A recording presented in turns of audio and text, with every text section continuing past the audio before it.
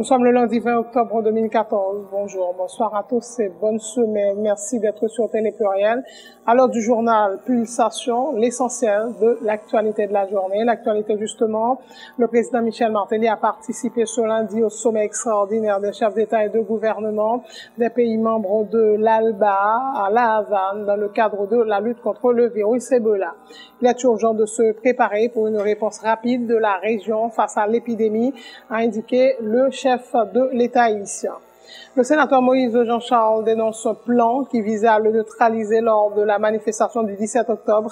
Il fait état d'un complot fomenté 2 jours plus tôt lors d'une rencontre au ministère de l'Environnement à laquelle auraient participé notamment les ministres des Sports, de l'Intérieur, de la Communication et de la Défense.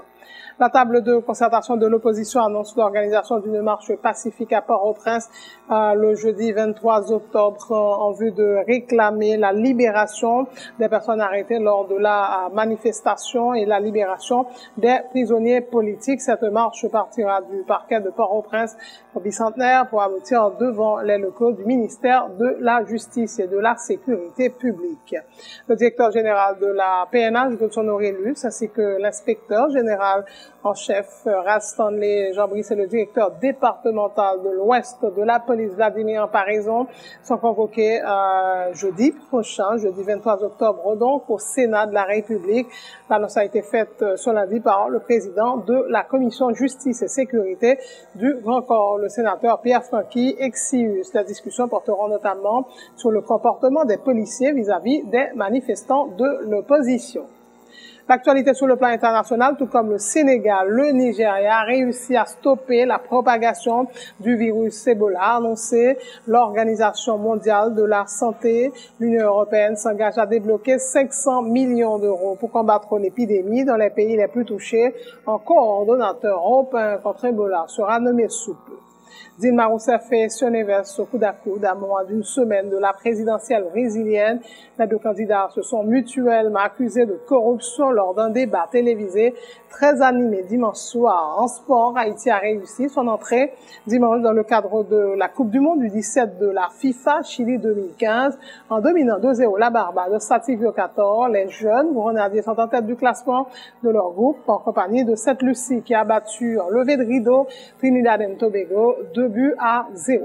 Double tenante du titre, la numéro 1 mondiale Serena Williams a ouvert victorieusement le Masters féminin en battant Ana Ivanovic 6-4, 6-4 ce lundi à Singapour. Voilà, mesdames et messieurs, pour le menu du journal.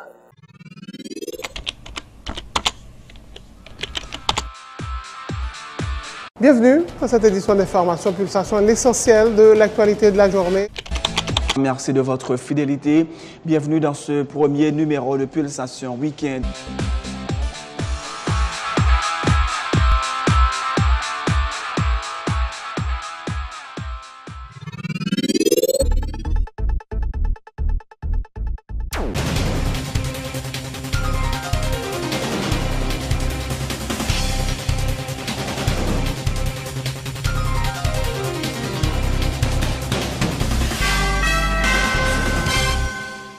Deux chefs, bonjour, bonsoir. Premier point à développer dans ce journal. Le président Michel Martelly a participé ce lundi au sommet extraordinaire des chefs d'État et de gouvernement des pays membres de l'Alliance bolivarienne pour les peuples des Amériques, ALBA, qui s'est déroulé à La Havane dans le cadre de la lutte contre le virus Ebola. La délégation haïtienne est notamment composée du Premier ministre Laurent Lamotte, de la ministre de la Santé publique, Dr Florence Duperval-Guillaume, et de la Première Dame, Sophia Saint-Rémy Martelly. Le président Martelly qui a salué l'initiative de l'ALBA d'organiser cette importante réunion a souligné l'urgence pour les pays de la région de se préparer pour une réponse rapide, soulignant que ce combat doit inclure une rapide intervention et le partage des informations.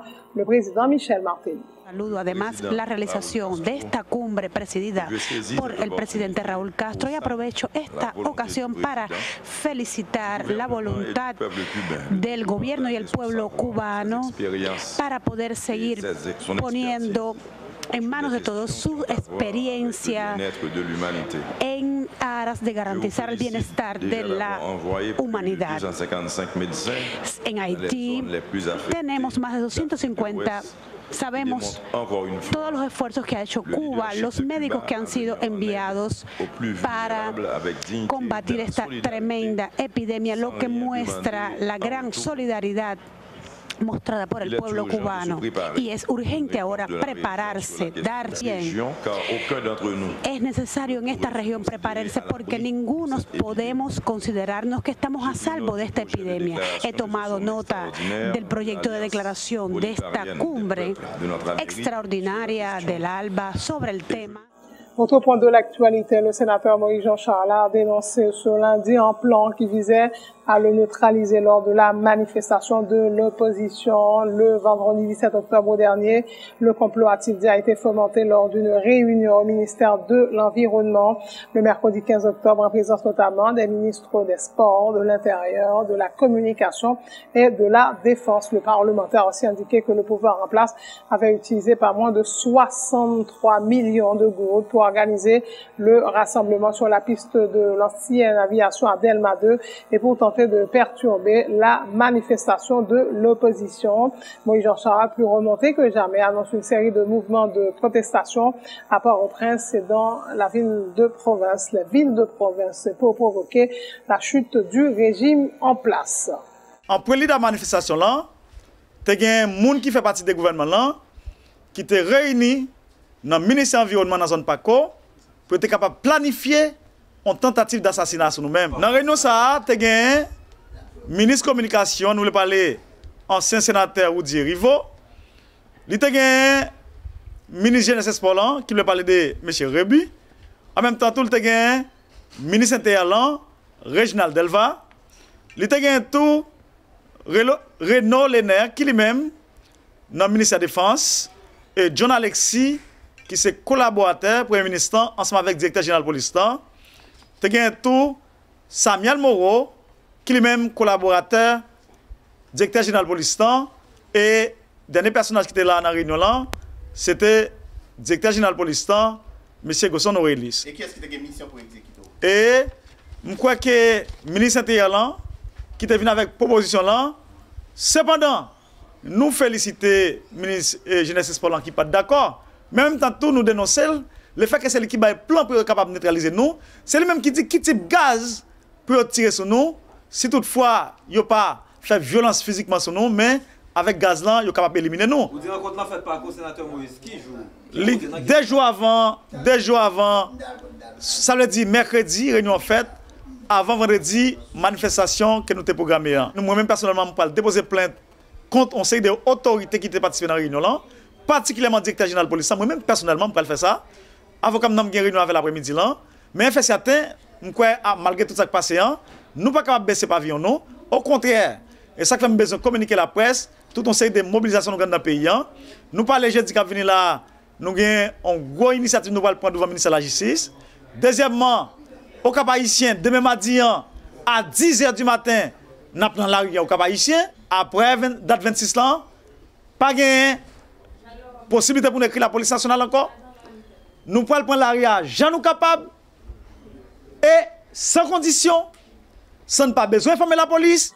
La table de concertation de l'opposition annonce l'organisation d'une marche pacifique à Port-au-Prince jeudi en vue de réclamer la libération des personnes arrêtées lors de la manifestation du 17 octobre dernier et l'élargissement des prisonniers politiques. Cette marche partira du parquet de Port-au-Prince, bicentenaire, pour aboutir devant les locaux du ministère de la Justice et de la Sécurité publique, informe Dr Thioneb Delpé, le coordonnateur adjoint du MEPOD. Il appelle les militants des droits humains, les leaders politiques, ainsi que les partisans de la démocratie à prendre part à cette marche pacifique qui vise à dénoncer une fois de plus ce qu'il appelle les dérives dictatoriales de l'équipe au pouvoir. Mais on mosso dans les moun yo arrêté illégalement dans la journée 17 octobre 2014 là. Vladimir Pierre, Jean-Henri Delassin, Erard Serradieu, Moïse Oudi, Jean-Jacques Renaud, Lovenson Mercier, Paul Joannel, Ralph Desilus, Lormicile Isaac, Saint-Gour, Rodelin, Mérisier, Jean-Louis May, Loredan, Louis-Vence, Clergé, Jeff, Chervin, Midlin, Sampeur, Jonas, Laguerre, Angelo, Frisner, Montina, Charles, Altesse et Latrier. Dans ce sens, ça, table concertation lancé en marche pacifique, jour cap jeudi 23 octobre 2014 là, pour sortir devant paquet Port-au-Prince, pour aller bout devant le ministère de la Justice, pour demander libération pressée. Manifestants ça yo arrêté illégalement yo, avec tout reste prisonnier politique cap coupé dans prison depuis quelque temps. Table concertation compter sur tout leader politique qui dans opposition, sur toute leader organisation qui défend droit moun yo pour marcher avec nous dans journée ça, pour nous venir dire non à toute forme de violation de droit moun, non à toute forme de répression, non à toute forme de dictature qui pas doit tourner prend pied en dans pays d'Haïti. Plus d'une vingtaine de personnes arrêtées, une quinzaine de blessés. C'est le bilan de la manifestation du 17 octobre, informe Ronnie Timothée, porte-parole de l'AFOPA, soulignant que même la presse avait été victime de brutalité policière. Le coordonnateur de l'OTAN, Assad Volsi, a lui aussi déploré le comportement des policiers qui, a-t-il dit, acceptent de faire le jeu du pouvoir en place. Leur déclaration. Il y a plus passé 22 personnes qui joignent arrestation de façon illégale. Et l'Endal fait des marches pour les libérer. Le commissaire gouvernement a demandé voyer les gens dans un paquet Bali et 2 paquets sans pas même temps de livrer au pénitencier national. Deuxième information. Il y a plus que 15 personnes qui sont blessés. Moun qui tombé pendant qu'ils ont couru. Moun bonbonne gaz frappé. Moun qui prend coup de roche. Moun tout que la police baille coup de bâton. En tout, il y a une quinzaine qui sont blessés. Je n'ai pas même besoin de parler sur la question de la presse à commenter. Tout le monde ouais, même la presse pas panier. Nèg yo pas de peur attaquer 4e pouvoir. Côté yo lancer bonbonne gaz lacrymogène son machine Vision 2000 qui gagne différents journalistes de différents médias là-dedans. Qu'il faut pas notre tête coller avec toute table concertation, nous condamner et demander la justice prend toute responsabilité. D'ailleurs, il y a plein qui va le déposer et ensuite tout nous dit que l'organisation des droits humains, ça n'est pas capable de passer inaperçu parce que la liberté d'expression, d'association, ou bien droit pour nous parler, Constitution 1987, là, nous garantit droit ça. Nous, même pendant que nous ne sommes pas capables de manifester dans la rue de façon pacifique, eh bien, l'autre bois pouvoir mettre presque 46 millions de gouttes dehors pour le faire affaire personnelle. En criminologie, en tout cas, les gens qui font études sur la question de criminologie, bon bagage qui est clair, c'est que le criminel revient toujours sur les lieux du crime. 17 octobre, ce qui passé là, eh bien, le régime ça, il a changé de données. Côté que criminel qui était assassiné, en tout cas, petit criminel qui était assassiné Jean-Jacques Saligno, non seulement il a tourné sur le crime dans le Pont-Rouge, mais cependant, il a venu gros journée. Nous te voyons, il a dansé, yo piafé, yo gouillé, yo boitafia sous cadavre Papa Dessalines. Et ça pas un hasard la donne. Une page d'histoire qui écrit 17 octobre qui s'est passé là. Une nouvelle page d'histoire parce que fois ça, les criminels sont revenus sur les lieux du crime et à visage découvert.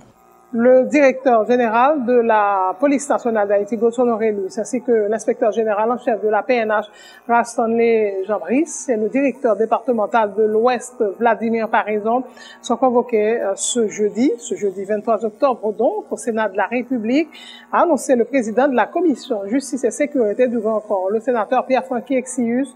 La discussion portera sur le fonctionnement de l'institution policière, mais aussi sur la recrudescence des actes d'insécurité dans le pays, le comportement des policiers vis-à-vis des manifestants de l'opposition.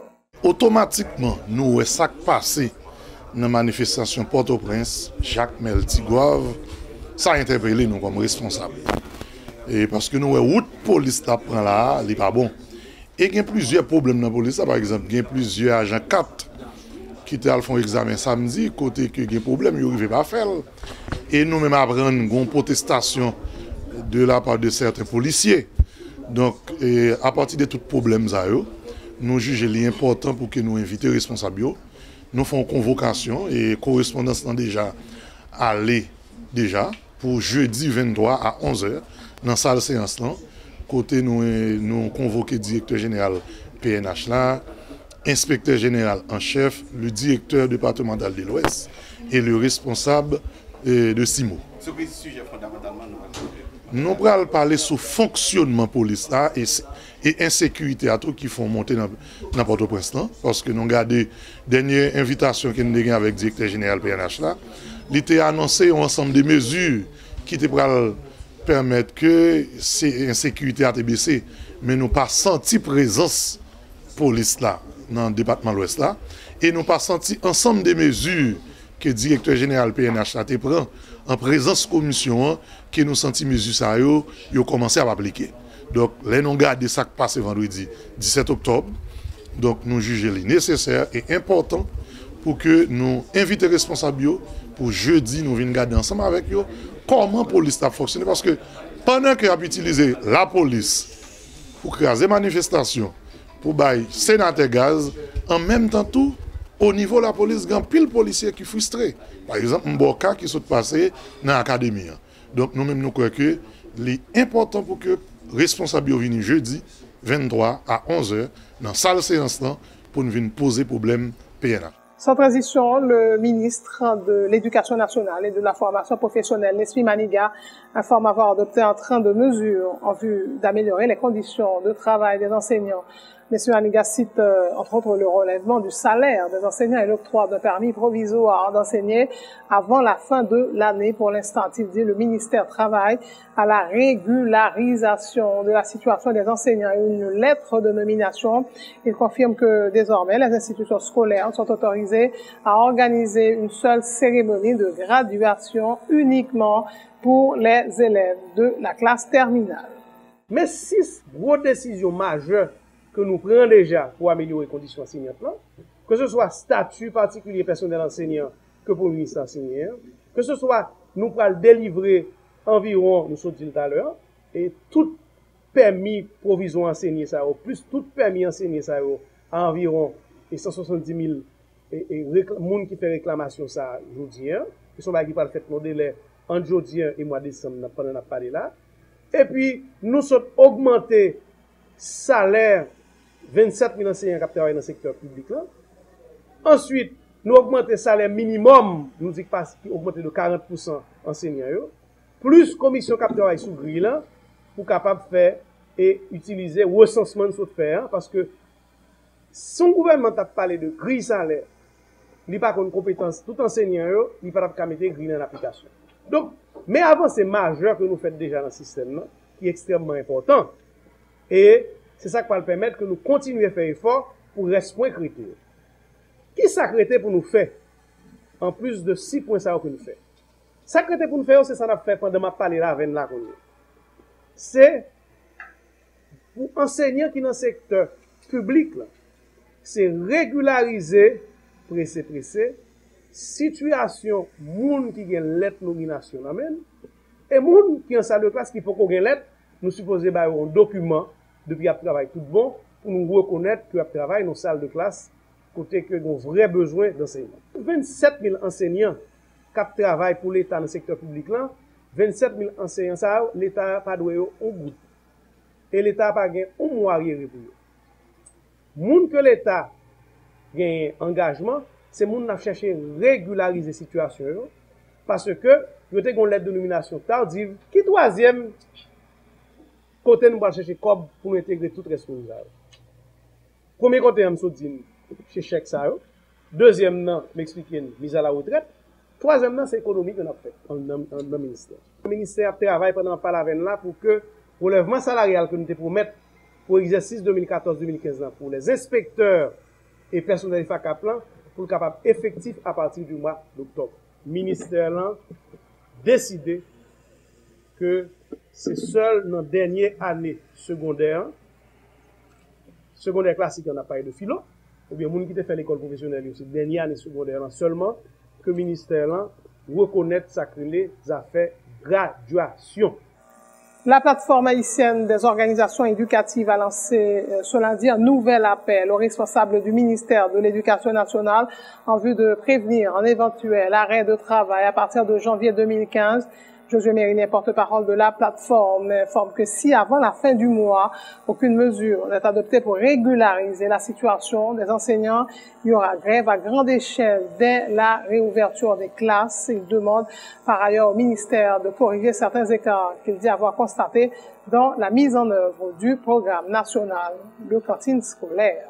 La plateforme haïtienne, organisation éducative, a annoncé tout le public en général que à partir de janvier, si un n'est pas fait pour des solutions que les enseignants attendent par rapport à des problèmes qui sont là, à part le mouvement levé campé dans le secteur de l'éducation, parmi les problèmes que nous ciblons, qui nous résoudre d'ici novembre, décembre, c'est un problème arriéré salaire. Nous avons environ 7 à 8 000 enseignants qui l'État a doué, mais nous avons seulement 8 1000 ou milliers pas touchés. Deuxième problème qui est très grave, c'est le problème enseignant qui qualifié, qui pour enseigner, qui a passé depuis 1 an, 2 ans, 3 ans même, qui va avoir une nomination jusqu'à présent.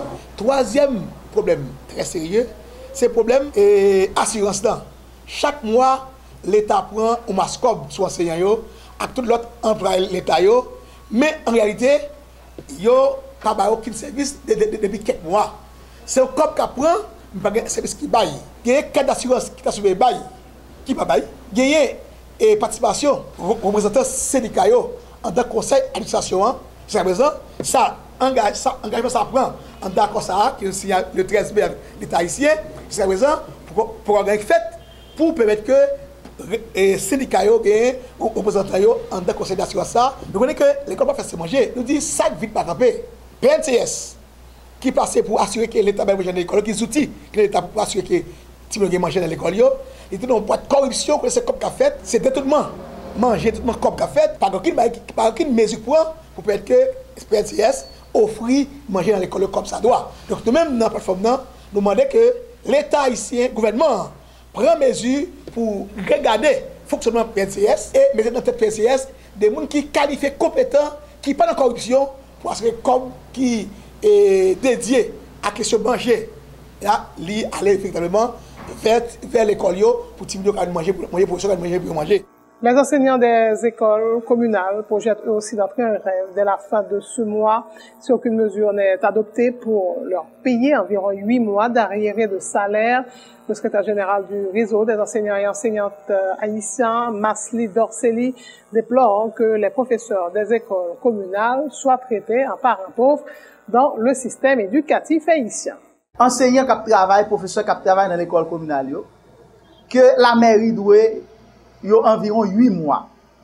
Et nous connaissons un enseignant qui a touché un petit chocho qui pas même en pile, qui évalue environ 8000 gouttes. L'État doit 8 mois, alors que maire, magistrat, yo touché chaque mois, yo gagne gros salaire, yo gagne gros avantage, yo pas voyager garder professeur qui devant timoun qui enseigner yo. C'est ça que fait nous-mêmes nous dit dans la plateforme non, si la mairie pas fait rien pour bailler satisfaction à professeur ça yo, à partir de fin mois, toute l'école communale yo pour aller camper travail, pour aller gros lever camper dans l'école communale yo pour exiger à ce que la mairie prenne responsabilité vis-à-vis de professeurs qui travaillent dans l'école communale. Et il faut que yo paye tout le monde 8 mois que yo doit. Nous gagnons à travers dans Giron Port-au-Prince. Côté que gagne de centres que vous considérez comme étant de centres de réinsertion. Et centre ça comment fonctionner? Bon coordonnateur qui dans tête centre ça qui dirige centre là. Et puis ou joindre enseignant yo. Et coordonnateur ça il a touché 47 000 gouttes comme salaire. Alors que enseignant qui devant Timoun dans la rue, il a touché 10 000 gouttes comme ça. Nous avons un centre dans le marché Salomon, son centre qui a sous forme qui ne peut pas fonctionner. Et c'est ça que fait nous-mêmes, nous avons demandé l'État suspendre gaspiller l'argent pendant le louer en pile enseignant qui est dans une situation irrégulière pour le payer. Et nous avons demandé pour qu'il y ait de véritables centres de réinsertion pour Timoun dans la rue. Comment comprendre l'État dit qu'il fait des centres de réinsertion, Timoun a passé 4 heures de temps dans le centre. Après ces 4 heures de temps, si nous retourner encore dans la rue. Ça, c'est un danger.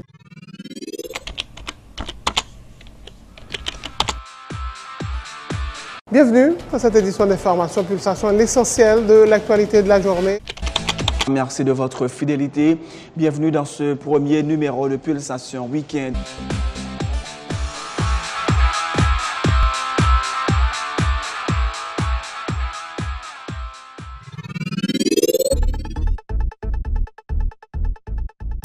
C'est la fin de ce journal. Le rappel des titres avant de prendre congé de vous. Le président Michel Martelly a participé ce lundi au sommet extraordinaire des chefs d'État et de gouvernement des pays membres de l'ALBA à La Havane dans le cadre de la lutte contre le virus Ebola.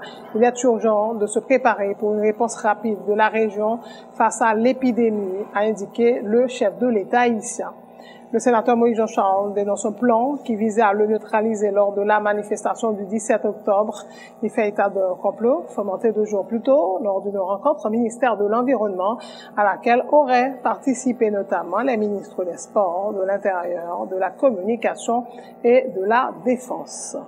La table de concertation de l'opposition annonce l'organisation d'une marche pacifique à Port-au-Prince jeudi prochain, le jeudi 23 octobre, donc en vue de réclamer la libération des personnes arrêtées lors de la manifestation, mais aussi l'élargissement des prisonniers politiques. Cette marche partira du parquet de Port-au-Prince bicentenaire pour aboutir devant le ministère de la Justice et de la Sécurité publique.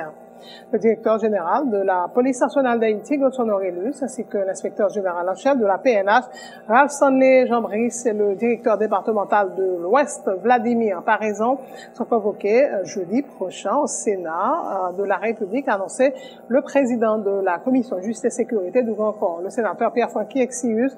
La discussion portera notamment sur le comportement des policiers vis-à-vis des manifestants de l'opposition. Tout comme le Sénégal, le Nigeria a réussi à stopper la propagation du virus Ebola, a annoncé l'Organisation mondiale de la santé. L'Union européenne s'engage à débloquer 500 millions d'euros pour combattre l'épidémie dans les pays les plus touchés. Encore, un coordonnateur européen contre Ebola sera nommé sous peu. Dilma Rousseff et Sioneves, au coude à moins d'une semaine de la présidentielle brésilienne. Les 2 candidats se sont mutuellement accusés de corruption lors d'un débat télévisé très animé dimanche soir. En sport, Haïti a réussi son entrée dimanche dans le cadre de la Coupe du Monde U17 de la FIFA Chili 2015 en dominant 2-0 la Barbade au stade Silvio Cator. Les jeunes grenadiers sont en tête donc du classement de leur groupe, accompagnés de Sainte-Lucie qui a battu en levée de rideau Trinidad et Tobago 2-0. Double tenant du titre, la numéro 1 mondiale Serena Williams a ouvert victorieusement le Masters féminin en battant Ana Ivanovic 6-4, 6-4 ce lundi à Singapour. Merci d'avoir suivi ce journal. Passez de bons moments en compagnie de Télé Pluriel.